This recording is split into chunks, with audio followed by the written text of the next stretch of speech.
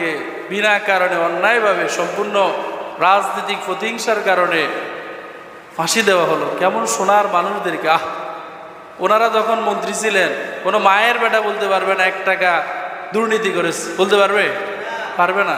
নাস্তিকরাই বলে এই সমস্ত মানুষগুলো আসলেই ভালো, ওনাদেরকে সম্পূর্ণ পরিকল্পিতভাবে প্রতিহিংসার কারণে হত্যা করা হয়েছে।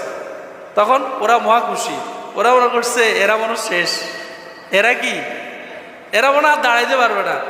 কিন্তু ওরা আছে না নাই? যাদেরকে মনে করছে ওরা নাই, তারা এখনো আছে। আর যাদেরকে মনে হচ্ছে তারা আছে, এখন তারা আছে না গেছে? কোথায় আছে আল্লাহ ছাড়া কেউ জানে, পরিচয় পর্যন্ত দিতে পারে না। আল্লাহ তাআলা ওদের জন্য পৃথিবীটাকে সংকীর্ণ করে দিয়েছে।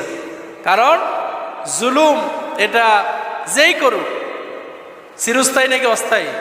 অস্থায়ী। আর মাজলুম একদিন সে এটার প্রতিশোধ